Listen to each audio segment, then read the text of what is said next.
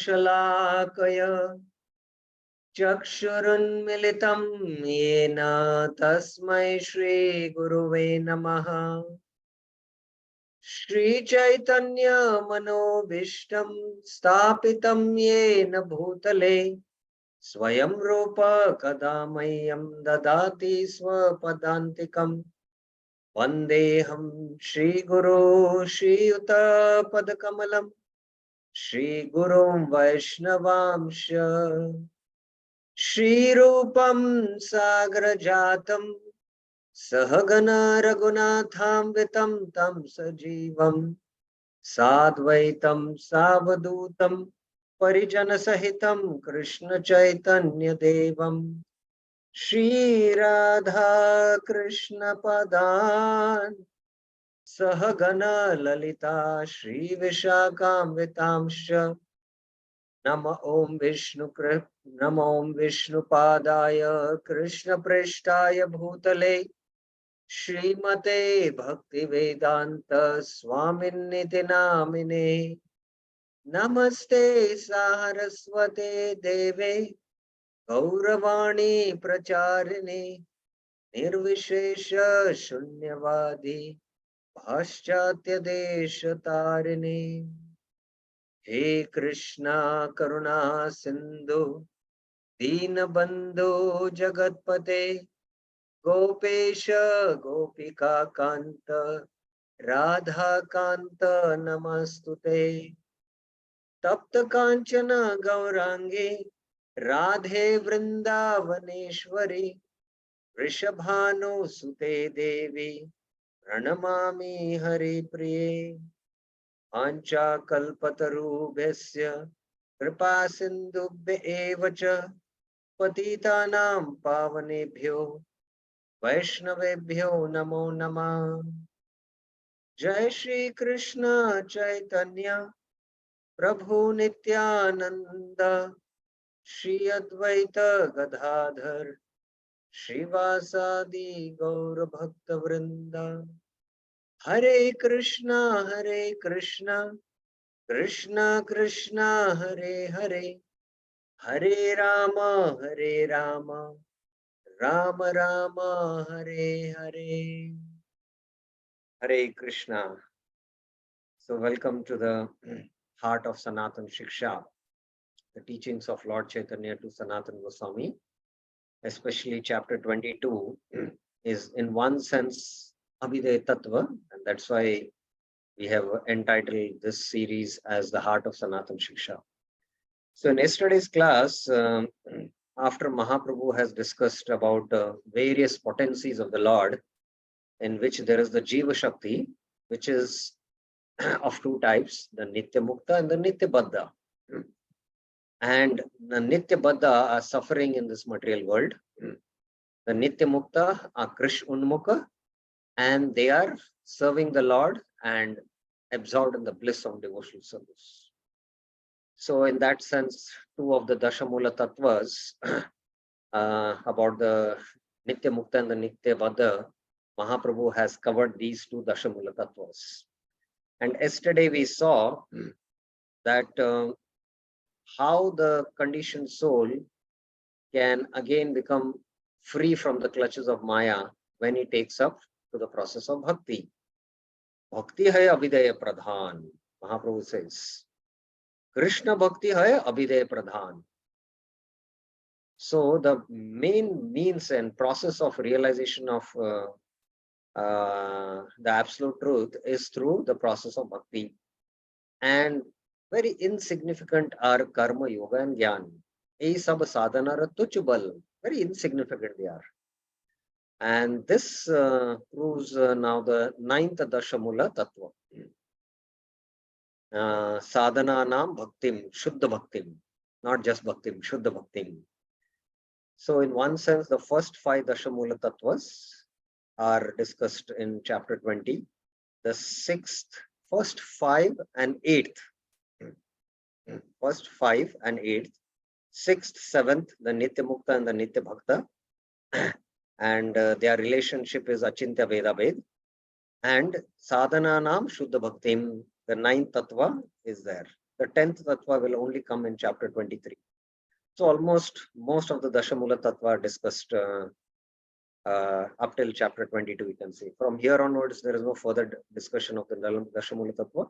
How to practice Abhidheya will be discussed. And here we saw how these other paths are tuchabal. And first proof is Naishkarmya Pachita Bhava. Then Sukdev Goswami's praise, Tapisvano Dana Para Yashasvino. We saw this. Shemam na vindayati vina yadarpanam. Then the third proof, Shreyam Shitim Bhaktim Udasyate Vibhu, Brahmaji's prayer. And Devi Esha Gunamaya. 4 proofs he gives to prove that Bhakti is the Abhidheya Pradhan. Bhakti is the Abhidheya Pradhan. And this living entity which is bound in Maya, if he serves, the spiritual master, then he can attain the lotus feet of Krishna. And even if the 4 Varnashram, if they do their Swakarma, but if they don't worship Krishna, they go to hell. And the scriptural proof is from 11.5 verses 2 and 3. Even the Jnani, if he has attained Mukti without Krishna Bhakti, then his Buddhi is Ashuddha. He'll also fall down. And for that, scriptural proof was given, Anya Arvindaksha. So after proving that Bhakti is Pradhan, how one attains Bhakti? How Krishna bestows his mercy on one who approaches him? Krishna is like the sun and Maya is like darkness. And darkness cannot stay in front of sun. This is the scriptural proof also. And Prabhupada in the purport gives another scriptural proof from the Bhagavatam, 2nd canto, 7th chapter, 47. And when one says Ekabar, Yadi Ekabar, Ole Ekabar, Krishna, I am yours, he'll become free from the clutches. But how that calling should be? It should be with deep, deep affection. Prabhupada, the Kunti Maharani's prayer says that by chanting one name of the holy name, holy name of the Lord, one can become rid of unlimited sins, even what he can, perform in the future. But that there is a quality to that calling. There's a quality to that. Chanting should be done out of deep feeling.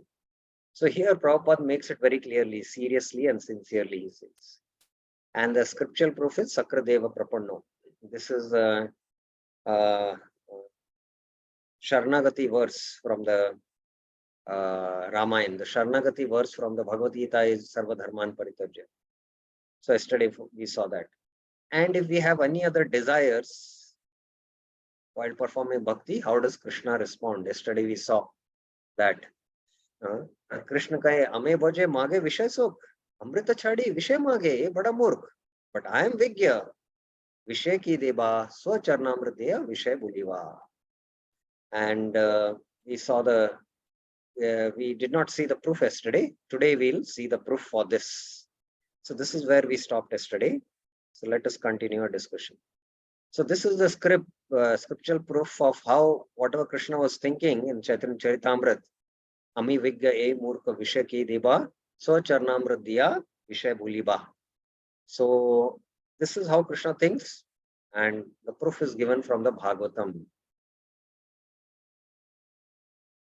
Satyam dishatya artitam artito nrnam naivartado yat punar artita yatah swayam vidatte bhajatam anityatam ichchapidam nijapad pallavam. Whenever Krishna is requested to fulfill one's desire, he undoubtedly does so. But he does not award anything which, after being enjoyed, will cause one to petition him again and again to fulfill further desires. When one has other desires but engages in the Lord's service, Krishna forcibly gives one shelter at his lotus feet. Swayam vidatte bhajatam anichatam nijapada pallavam, where one will forget all other desires. So this is how Krishna acts, and the scriptural proof is from the Bhagavatam. This is from the Bhagavatam 5:19-27. Further, Kamalagi Krishna bhaje paye Krishna rase, Kama chadi dasa haite hoya abhilashe. When someone engages in Lord Krishna's devotional service for the satisfaction of the senses and instead acquires a taste for serving Krishna, he gives up his material desires and willingly offers himself as an eternal servant of Krishna. There is a scriptural proof for this. Sthana bilashi tapasi stitoham Vam praptavan deva munindra guhyam Acham vichanyapi divyaratnam Swami kritartusmi varam nayache. This verse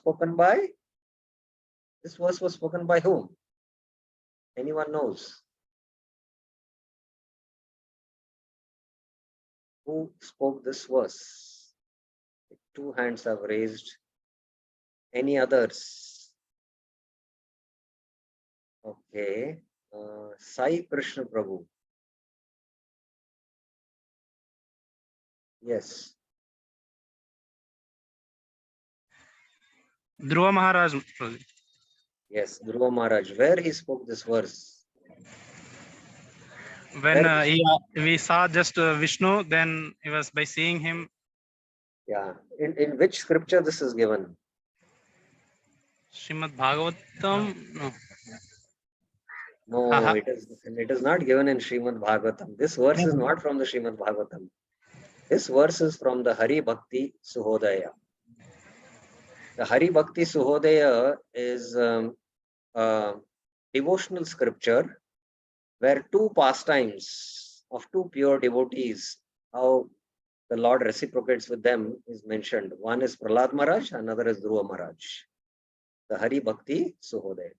So this is not from the Bhagavatam. We should remember that.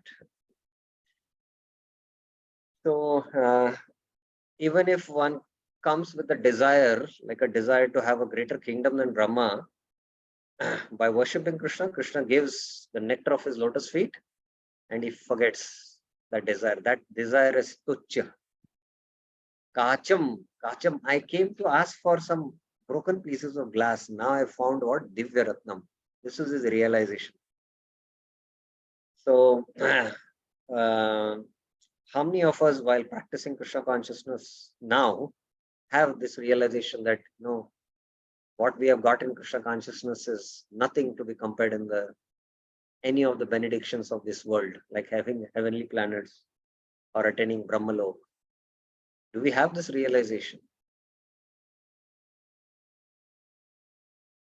Anyone would like to share their thoughts on this?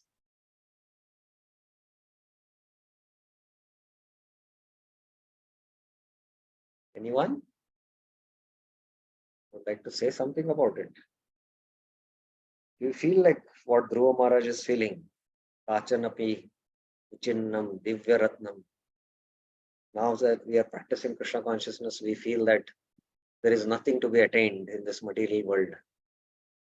Do you really feel like that? Why everyone is silent? Nobody is raising their hands. They don't want to share anything. Anyone would like to share something?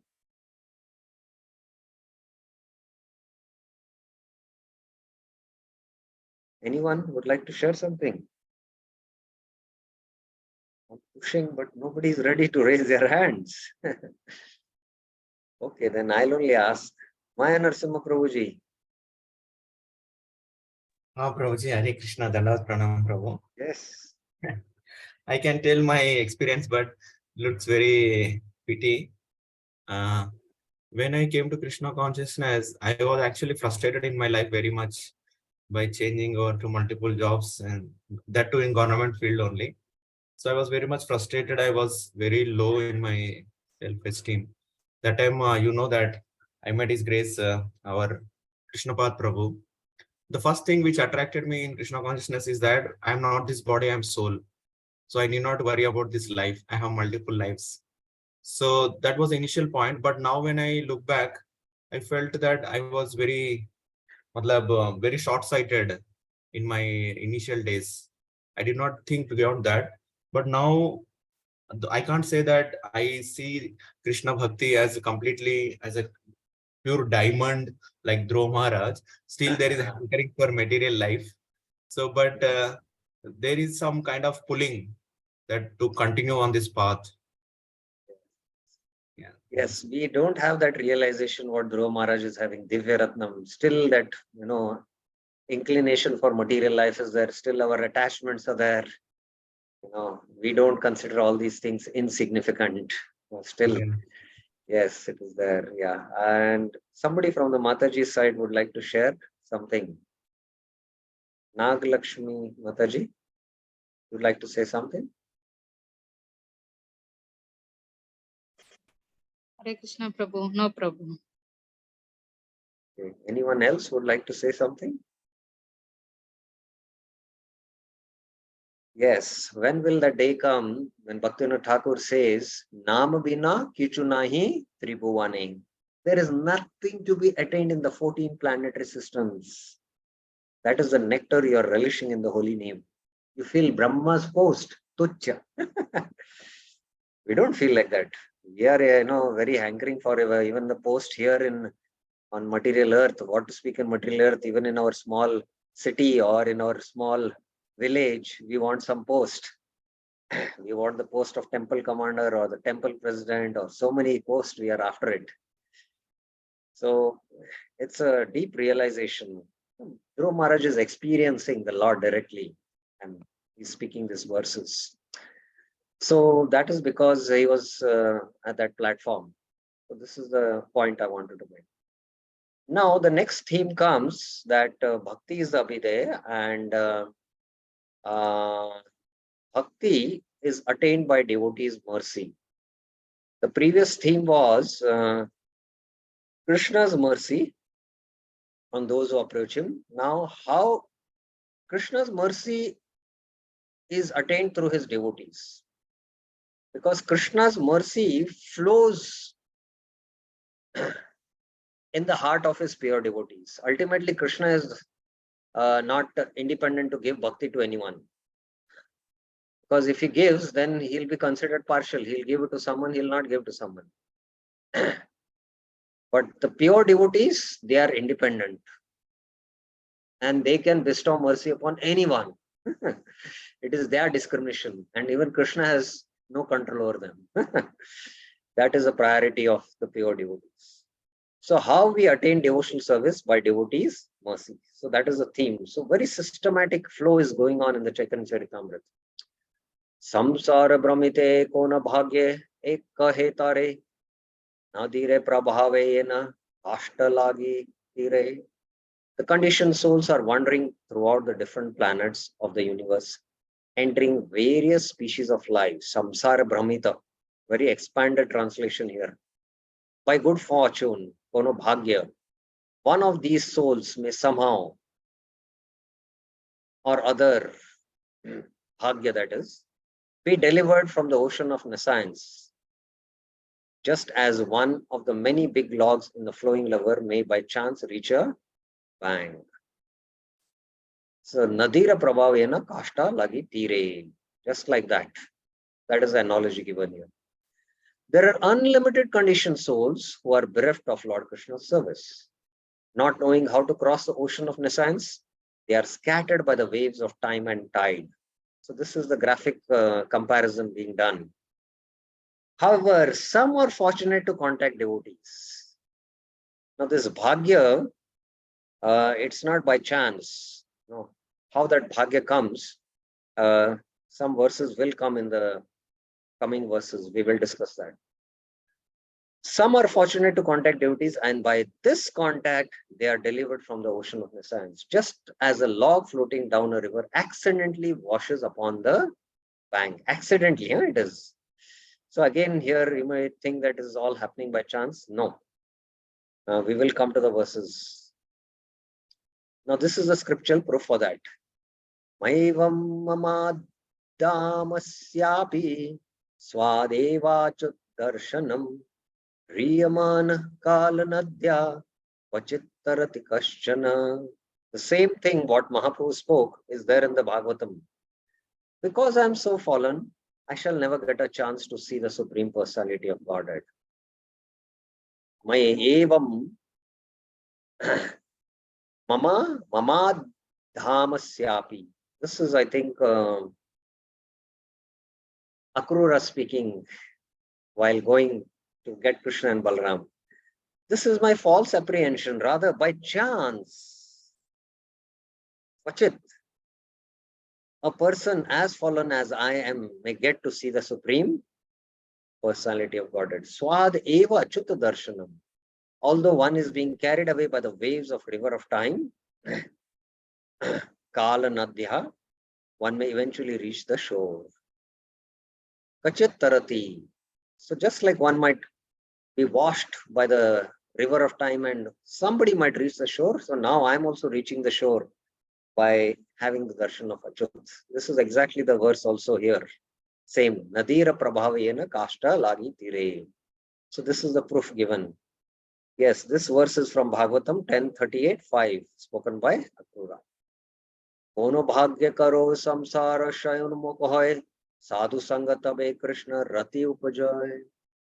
By good fortune, kono bhagya, one becomes eligible to cross the ocean of science. Samsara shaya unmukhoy. And one's term of material existence decreases. Samsara shaya. Shaya means decreases. One may get an opportunity to associate with pure devotees, sadhu sangha. By such association, one's attraction to Krishna is awakened. Tabe Krishna rati upajaya. Upajaya means awakened. Now let us see what Prabhupada has to say in his purport. This purport is very important, and Prabhupada is paraphrasing what Bhaktivinoda Thakur has spoken in his commentary. His commentary is called as the Amrita Prabhava Bhashya. Srila Bhaktivinoda Thakur explains this point. Is this bhagya, fortune, the result of an accident or something else? As I was mentioning, it's not just accident. In the scriptures, devotional service and pious activities are considered fortunate. So both in the scriptures, devotional service, bhakti, and punya, they are considered fortunate. Pious activities can be divided into three categories.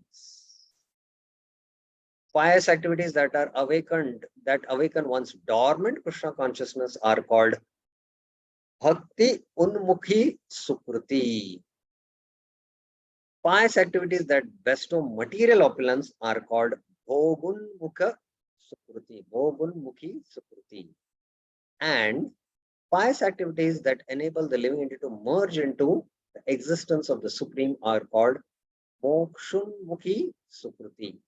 So there is Bhaktin Unmukhi Sukriti, Bhogunmukhi Sukriti, and Mokshunmukhi Sukriti. These are the three types of Sukritis. The last two awards of pious activities are not actually fortunate, because ultimately the Jiva by nature is Krishnadas. He cannot be happy in Brahman. It's just liberation from material miseries. And Bhogunmukhan, even if he goes to heaven, he has to come back. So these last two are not really fortune. Pious activities are fortunate when they help one to become Krishna conscious. The good fortune of Bhakti Unmukhi is attainable only when one comes in contact with a devotee. So when somebody comes in contact with a devotee, the devotee by his causeless mercy bestows mercy on that person. Let this person become a devotee. And because of his kripa, you might render some service to the sadhu and you attain sukriti. So this sukriti, what you attain, is not ordinary pious activity or Sukriti because of Moksha Unmukh Sukriti. It is Bhakti Unmukh Sukriti, which we call technically as Agyat Sukriti. And when this Agyat Sukriti accumulates over many lifetimes, then there is appreciation for devotion, appreciation for the Lord, appreciation for Shastras. And with that Shraddha, with that little faith, we begin our practice of Krishna consciousness. And then the development of faith comes where our faith matures and we come to the point of Sarva Dharman Paritijya. Then that is real Shastriya Shraddha, that is. From there, Ananya Bhakti begins. So like that, it's a gradual development. By associating with the devotee willingly or unwillingly, one advances in devotional service, and thus one's dormant Krishna consciousness is awakened. So Prabhupada gives the proof, Chaitanya Mahaprabhu gives the proof, and Kaviraj is quoting this very important verse. Bhavo pargo pramato yada bhavaj janasya tar achut sat samagama sat sangamo yari tadaiva sadgato paravaresha tvai jayate rati. The verse also said, Krishne rati upajayate. Upajaya. And here also it is said, Jayate rati, Toi Jayate rati. So this verse is spoken by King Muchukund. Oh my Lord, oh infallible Supreme Person, Achyuta, when a person wandering throughout the universes, Bhavo Parga Brahmato, Yadha Bhavaj, becomes eligible for liberation from material existence, he gets an opportunity to associate with devotees. Sat Samagama. When he associates with devotees, Sat Sangamo, Yarhi, his attraction for you is awakened. Jayate Rati. You are the Supreme Personality of Godhead, the highest goal of the topmost devotees and the Lord of the universe. Paravarshar Tadeva Satgato. Now, in this verse, it looks a very contradicting thing that when one becomes eligible for liberation, then he gets the opportunity to associate with devotees. Whereas, actually, we see that when we associate with devotees and take up to devotional service, then we get liberation. But this verse is speaking the opposite. And in Sanskrit Shastras, this is called as, I don't recollect the term, I forgot. It is mentioned that the glory of that association is so powerful that first the result is mentioned. First the result is mentioned. Atishayukti, I think it is. Atishayukti, I think, if I recollect. I can refer and get back to you all. And Jayate Rati. Yes, Maya Narsim Prabhuji has raised his hand.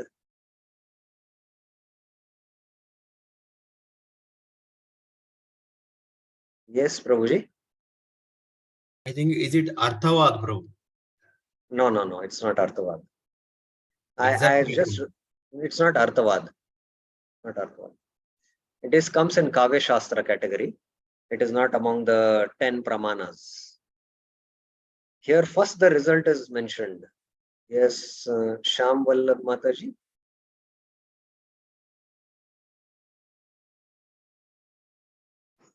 Hare Krishna Prabhuji Dandavat Pranam. One question I have from the previous slide. Can I ask now or at the end? Just let me finish this verse discussion and then I will take up your question. Okay, sure. Yeah, first the result is mentioned, that is, his material existence comes to an end. And then association of devotees is mentioned. You can see here. He becomes eligible for liberation from material existence. He gets the opportunity to associate with devotees. And here, this is a very important verse. We know that very famous verse, Brahmande Brahmite Kono Bhagyavan Jeev Guru Krishna Prasad Paye Bhakti Lata Beach. So Bhakti Lata Bij is mentioned. This is in the Rup Shiksha, it comes in the Chaitanya Charitamrita chapter 19. Now, what exactly is this seed? No, this Bhakti Lata. This seed actually is the seed of spiritual desire. When we come into the association of the devotees and we desire, oh, let me also become a devotee, let me also chant Hare Krishna, and we take up to devotional service, that is called as bhajaneshu spruha. Spruha means a desire. So that jayate rati, rati is there, na? Jayate rati. That attraction, initial attraction, what you have, this is not exactly the rati or the bhava stage. The initial attraction for Krishna, Krishna's devotees, or the spiritual master, when we come in contact and we take up to devotional service, that at that point, the bija is sown in the heart. Now the heart, because of a lot of sukriti, agyat and gyat now, it has, the heart has become fertile, and it is not sown in the mind or in the intelligence, it is sown in the heart. And heart means, I'm speaking about the spiritual heart. So this is also a very important verse in that context I just mentioned. Of course, there is a lot we can discuss on this verse. This is a very important verse, but we'll go by the flow of what Chaitanya Charitamrita is going on.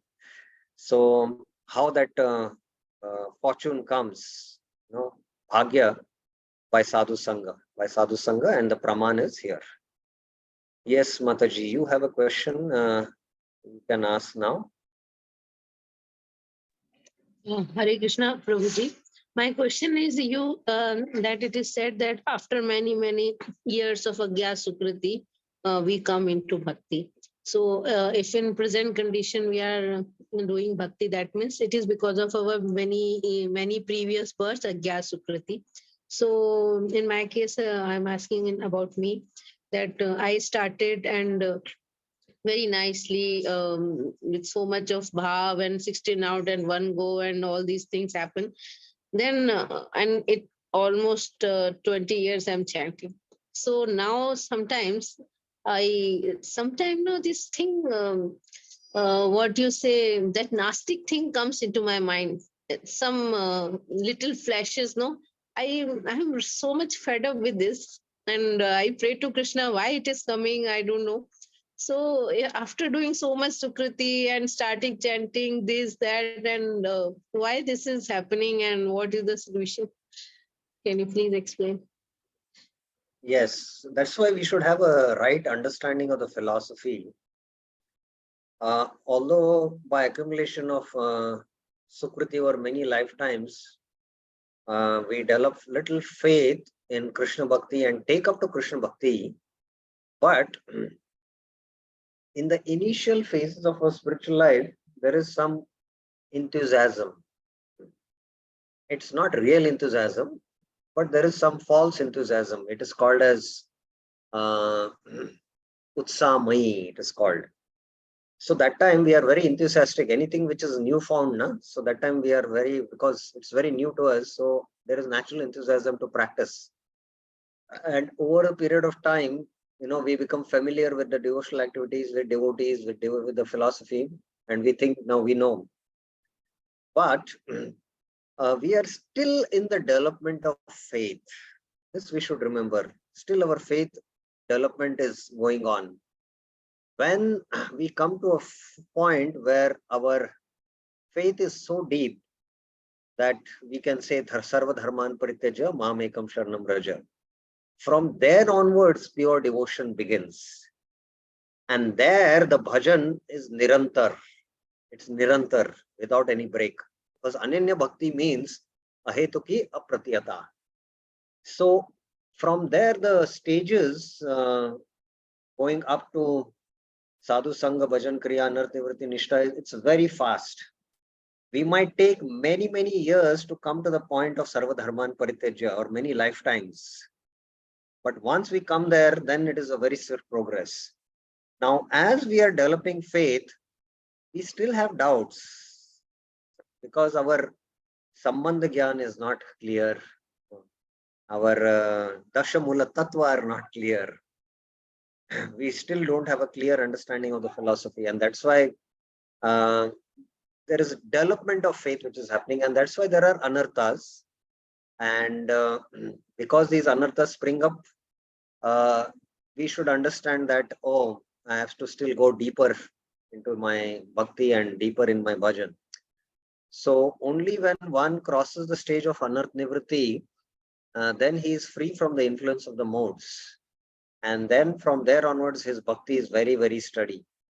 So we have to have this clear understanding of what is Mishra Bhakti, what is Shuddha Bhakti, Ananya Bhakti, and what are the different stages, and what are the purifications which happen at different stages. So once we are clear with all this, and then we will not be disturbed. Just like, when you undergo an operation, heart operation especially, or some complex operation, you go through different psychological changes and reactions which come, and the doctors give you knowledge. Now after a few days you'll have this kind of headache or this kind of body pain, and they prepare you mentally, and you go through that, and then you recover completely. So similarly, we should know all the psychological changes which happen during our bhajan, and many of the works of our acharyas, and even in our Bhaktivedanta purports, we can find this. So that's why one has to study them carefully and understand, get a right understanding, and with that understanding, practice our bhajan. I hope this is clear to you, Mataji. Yeah, okay. So any other questions anyone has up till now? Yes, Virendra Yadav Prabhuji. Hare Krishna, Prabhu Dhanatna. Prabhu, just one clarification. With regard to this initial association of devotees, Prabhu, is it accidental or is it because of Bhakti Unmukh Sukriti?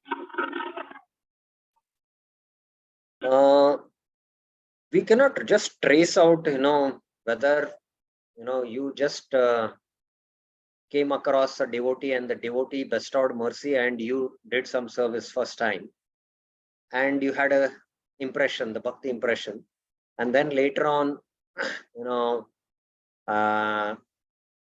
because of that experience, you continued. Whenever you were somewhere in some place and you saw another sadhu, and then you did service, so kept on building, maybe in many lifetimes. And there is a saying, the camel was loaded with some goods, and as it was traveling, some more goods were loaded. As it went ahead, some more goods were loaded. At some point, when the load was put and the camel went ahead, the camel's back broke. Now which load broke the camel's back, we don't know. So similarly, at some point you meet one devotee and you take up to devotional service, and you feel, oh, because of this devotee I came in touch with, I took up to practice. But you don't know whom all devotees you have met in this life and the previous life. So all that has accumulated over a period of time, and that's how we come in this. But usually it is the pure devotees who who desire, just seeing someone, just by their darshan, by their glance, darshane pavitra karo hai tumhara, just by the darshan, and you happen to come in contact with him, to make a contact, and you just become receptive, and then just by his mercy and glance, he bestows the sukriti. Is it okay? Right, bro. Thank you, bro. Thank you very much.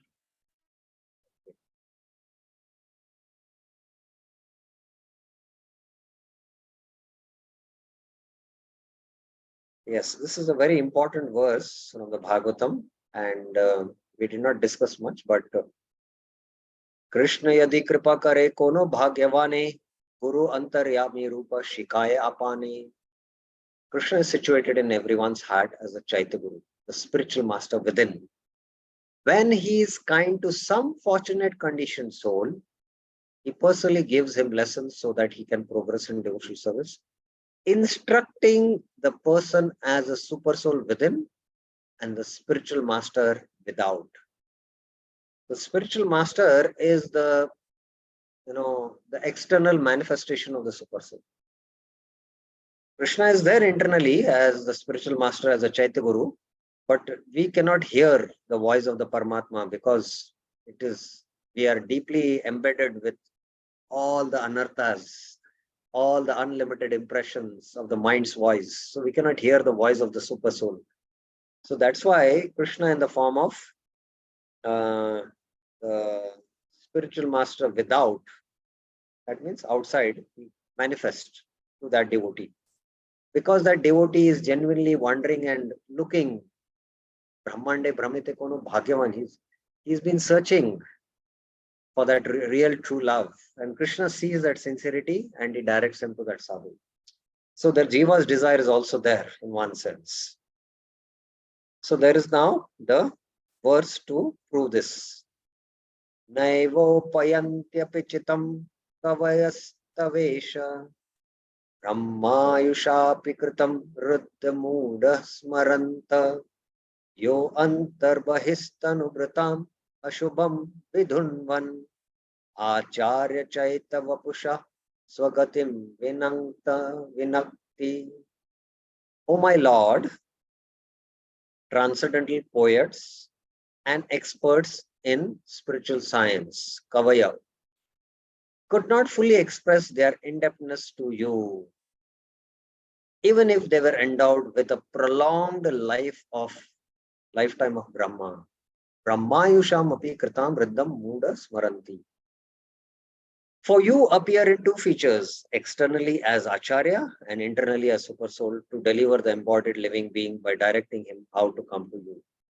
So Krishna, both as the Antaryami, Vudu Antaryami Rupe Shikayapane, both ways he comes. So this is the proof from the Bhagavatam how Krishna both internally and externally manifest. This is a verse from the Srimad Bhagavatam 11:29-6. It was spoken by Uddhav after he had been instructed in yoga by Sri Krishna. Sadhu Sange Krishna Bhakte Shraddha Yadi Hoy Bhakti Phala Prema Hoy Samsara Yaya Shay. By associating with a devotee, Sadhu Sangha, one awakens his faith and devotional service. Krishna Bhakte Shraddha Yadi Hoy. Because of devotional service, one's dormant love for Krishna awakens. Bhakti Phala Prema Hoy. And thus one's material conditioned existence comes to an end. Samsara Yaya Shay.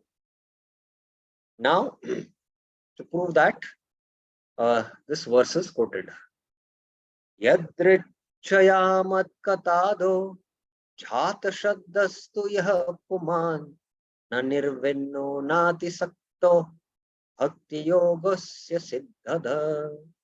Some or other, yadrichaya. Yadrichaya means, here again, it's not by an accident or by chance.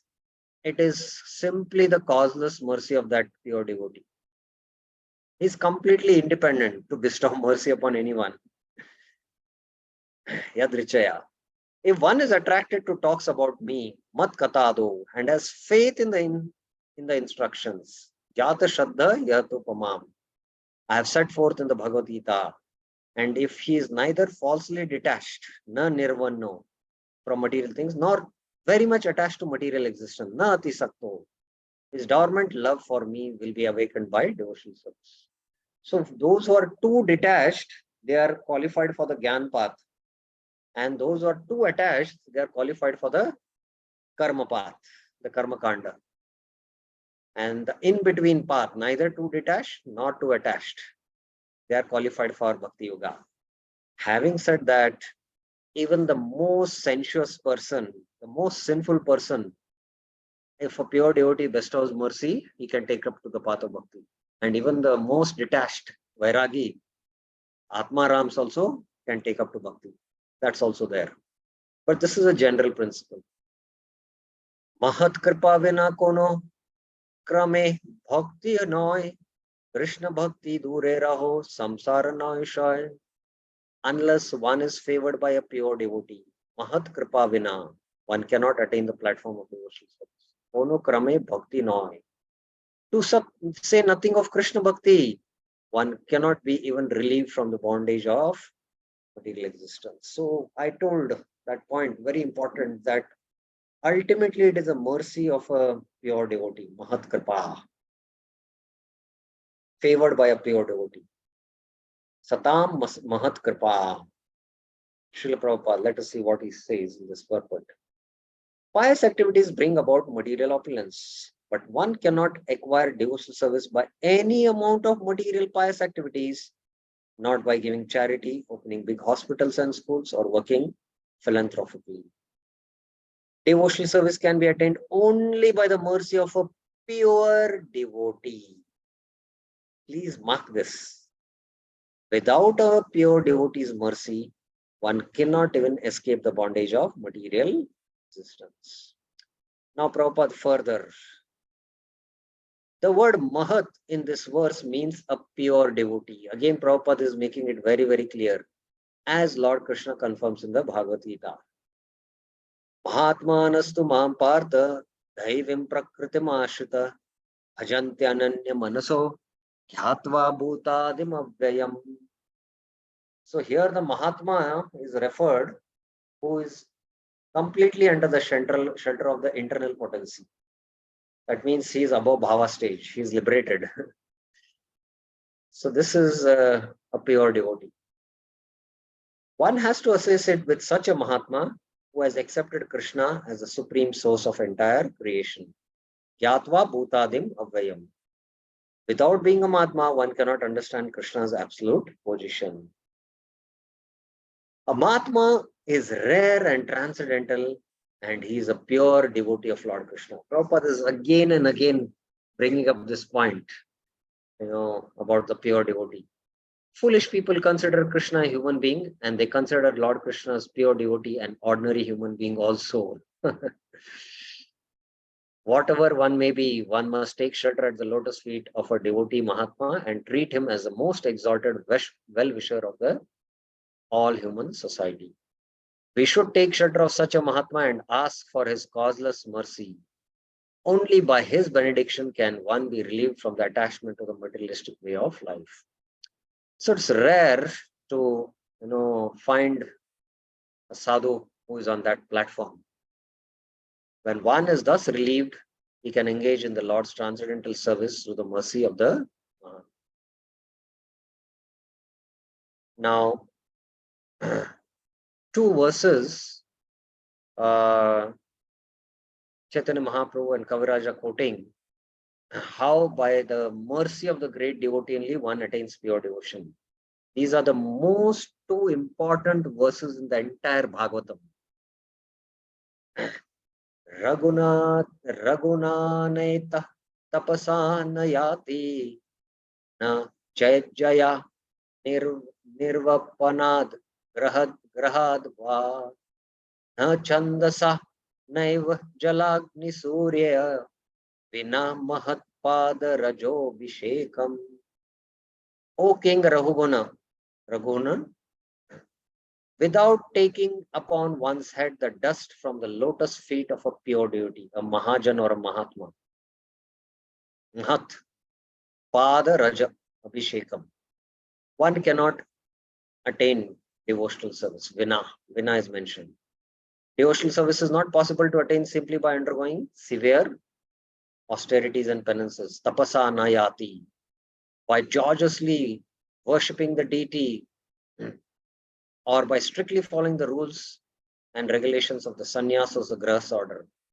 Nirvapanad grahad va. Nor is it attained by studying the Vedas. Na chandasa, naiva jalagni surya.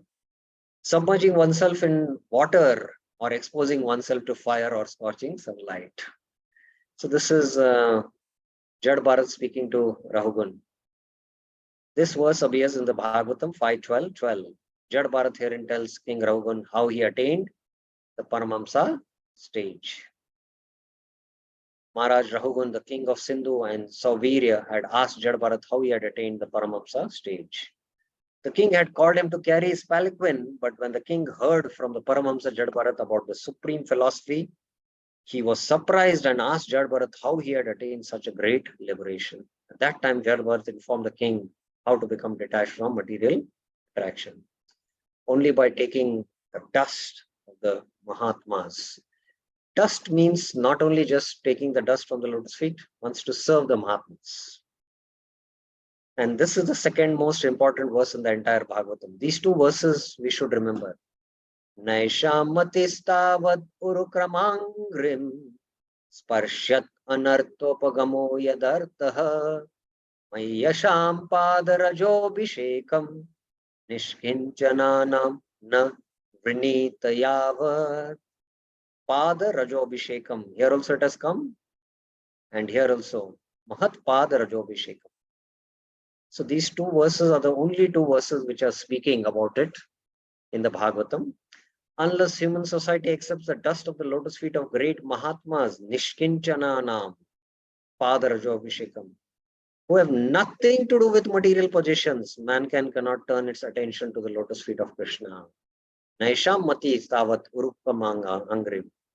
Those lotus feet vanquish all unwanted, miserable conditions of material. Sparshati anarthapagamam yadartha.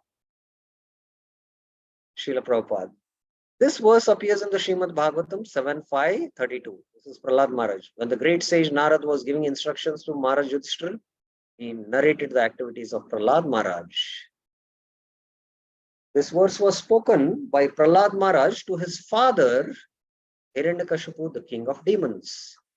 Prahlad Maharaj had informed his father of the 9 basic processes of Bhakti Yoga, Shravanam, Kirtanam, Vishnu, explaining that whoever takes up to these processes is to be considered a highly learned scholar. Yad aditam matam, says. Hiranyakashipu, however, did not like his son to talk about devotional service. Therefore, he immediately called Prahlad's teacher Shanda. The teacher explained that he had not taught devotional service to Prahlad, but that boy was naturally inclined that way. At that time, Hiranyakashipu became very angry and asked Prahlad why he had become a Vaishnava. To answer this question, Prahlad recited this verse to the effect that one cannot become a Lord's devotee without receiving the mercy and blessings of another devotee. Sadhu Sangha, Sarva Shastra Koi, Lava Matra Sadhu Sangha, Sarva Siddhi Hoy. Now here Sadhu means that Mahatma, which has been spoken in the previous verse. Just a fraction coming in contact, and lava is 1/11 of a second. So Jiva Goswami in the Bhakti Sandarbhas, after establishing Bhakti as the Abhidhaya, practically Bhakti Sandarbha from Anuched 1 till almost 100, 150, I think. There are 370 Anuchedas. Almost 1/3 is dedicated to prove that Bhakti is only the Abhidhaya. So after proving that, then the glory of Bhakti, one single act of Bhakti can bestow perfection. He proves that. Then what is the reason why, although we are practicing Bhakti, why we don't attain perfection? Because of the aparads. He comes to that point. And this Bhakti is attained only by satsang. Bhagavan is only captured by satsang, he says. And these sadhus are of 3 types, he says. The first level, exalted level of sadhus. So he says there are 3 types. The first is the Nitya Parshad. And the example he gives is Narad Muni, of the example of a Nitya Parshad of the Lord. The second category, he says, is Murchita Kashaya. Kashaya means contamination. Murchita means he's dead. Murchit hona, Murchit means you understand. And the example of Murchit Kashaya is Sukadeva Goswami. The third example he gives is Amurchita Kashaya. The contamination is there, but it is still not dead. It is there. And the example he gives, Narad Muni in his previous life as a son of a maid son. So because we know in that previous life, although he was instructed by the Bhakti Vedantas, and when in the forest, he just sat in meditation, he saw the Lord in the heart. He actually had the darshan, and he was able to experience the Ashtasattvik Vikar. Hair stood on end, tears were gliding, but suddenly the Lord disappeared. And then he was hankering to have that darshan. He was trying his best. The Lord, seeing his state, now he spoke. Only he could hear the voice in the clouds, a deep grey voice that, oh, my dear boy, you'll not be able to see me in this life because you're still a ku-yogi nam. You're still a ku-yogi. So Narad Muni in his previous life, who had the darshan of the Lord in the heart, he is considered as a ku-yogi. So that is an example of amurchit kashaya. So these are the three levels of sadhus. Nitya Parshad, Murchita Kashaya, example Sukdev Goswami. Nitya Parshad is Narad Muni, and Amurchita Kashaya is Narad Muni in his previous life. Now, this kind of sadhu sangha is very, very rare in this universe. And Prabhupada falls in the category of Nitya Parshad. That's why we can see, coming in touch with Prabhupada, what a transformation people had. And then he speaks about sadhus at different categories based on prema, and then based on so many other subcategories he does. So the real sadhu here who has been spoken is on these levels. And Jiv Goswami also makes that point. It is very rare to have sadhu sangha of even any of these three categories. Any of these three categories. Because Narad Muni in his previous life, his narration is there in the Bhagavatam. So you can imagine. We are not fortunate to have his darshan also. So what was the fortune of those who had once the darshan of Prabhupada? So this is the sadhu, what is being spoken. And here is the reference. Tulyamalave napi na swargam na punarbhavam bhagavat sangi sangasya martanam kim utashisha. The value of a moment's association with a devotee. Now here devotee means pure devotee of the Lord cannot be compared even to the attainment of the heavenly planets or liberation. Na swargam na punarbhavam. And what to speak of worldly benedictions in the form of material prosperity. Martyanam kim utashiv, which is for those who are meant for death. Bhagavat Sangi Sangasya. So this is where this is spoken by Shaunakadi Rishi when they had the association of Sukdev Goswami. This verse concerns the Vedic rites and sacrifices performed by the great sages of Naimisharanya headed by Shaunak Rishi. The sages pointed out that the association with a devotee for even less than a second is beyond comparison to 1,000 Vedic rituals and sacrifices, elevation to heaven planets, or merging into the existence of Supreme. So, how we get the mercy of the devotee has been brought out now. Now, once we get the mercy, then we start practicing bhakti. So there is bhakti adhikar. There is classification of devotees now. That is the next theme which Mahaprabhu is going to speak about bhakti adhikar to practice bhakti. Then he will speak about the bhakti angas. He'll define bhakti, and then he'll define the angas of bhakti, then sadhana bhakti, raganuga bhakti. That's how the flow is going to go. Okay, Parsarthi Prabhuji, you have a question. You can raise your hand to ask question. Please don't type the question. Prabhuji, could you please explain the meaning of Murchita Kashaya and Amurchita Kashaya, word meaning? Murchita means, Murchita, no? Murchit means he's Yes. He's like dead, He's unconscious, right? Murchit ho gaya hai, correct? Yes.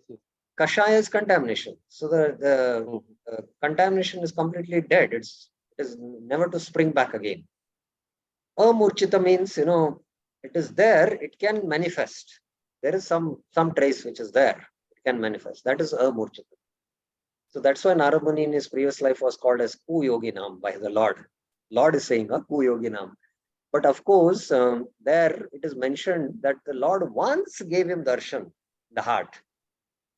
And the Lord said, now in this life, you'll not be able to see me because you're still aparipakwa in one sense, So there Vishwanath Chakravarti Thakur mentions that once having darshan of the Lord is sufficient, because that hankering to see the Lord is so deep that one darshan is sufficient for perfection, says. So when will I again have that darshan? So the devotee, in order to increase his devotion, the Lord does this sometimes. So that is how the Lord, reciprocates with his devotees. The Lord is independent and Swarat. Okay. Thank you, Prabhuji. Yes, Shyam Vallabh Mataji. Hare Krishna, Prabhuji. Two questions I have. One is that you said, one should not be too much detached, too much attached. So too much attached means Jnana Yogi, and too much attached means Karma Yogi, and for Bhakti Yogi in the middle. So too much attached we understand, but what is like example too much detached? This specifically refers to the path of, those who practice Nishkama Karma Yoga and try to become detached from this material world. They have a certain perception of this material world. Oh, material world is a miserable place. If I do any action, that action causes karmic bondage. So I don't want to do any action. So they perform Nishkama Karma Yoga and become Sthita Pragya, and then they take up to the path of Jnana Yoga and practice detachment from this world, material world. So there is that strict austerity what they perform. They are sannyasis, they are Jnani sannyasis who go in the Himalayas and become completely cut off from this world. So for them, these kind of detached people, the Jnana path is suitable. And those who are too attached, the karma path is suitable. That is the point being made. Okay, Prabhuji. Thank you. And another question is, you said two shloka, you said Mehat Raj Abhishekam. So Yes. we used to think that just go and take Guru Maharaj feet, this thing Raj, and put on our head, that is the only meaning. But you said serving also. That Not, huh? Or not? no, not only just serving. Huh. Yeah, we have a very gross understanding or a vague understanding of what it means to take the dust of the lotus feet of the pure devotees. By following their instructions, we are serving the lotus feet. Okay. By following their instructions, that is really actually serving the lotus feet of the pure devotees. Rupa Raghunatha Pade Kabe Hobe Akuti. Narottam Das Thakur is saying, when will I become attached to the lotus feet of Rupa and Raghunath? So we can take the shelter of the lotus feet of Rupa and Raghunath by studying their literatures like Bhakti Rasamrit Sindhu and Upadeshamrit. And when we study them and put them into practice, we are serving Rupa and Raghunath. So more than just taking the dust from the feet of the pure devotees, following their instructions. Okay. That is more important. Of course, when you get that kind of mercy of taking the dust, we should take. But real mercy is when we follow the instructions and please them. Okay. Okay, Prabhu. Thank you. Okay, so next class, we will take up the theme of classification of devotees. Very, very important topic. And this topic has to be clearly understood by devotees. So we'll start that next week. This is the last question, which we'll take up. Yes, Prabhuji. Hare Krishna, Prabhu Danutna. Prabhu, you mentioned three categories of devotee: Nitya Parshad, Murshid Kashaya, and Amurshid Kashaya. So these three fall under category of Uttama Adhikari only, no? No, these are These are completely all different categories. Prabhupada is neither an Uttamadhikari nor a Bhagavat. Prabhupada is a Shaktavesh avatar. He is descending. He's descending with transcendental level of consciousness.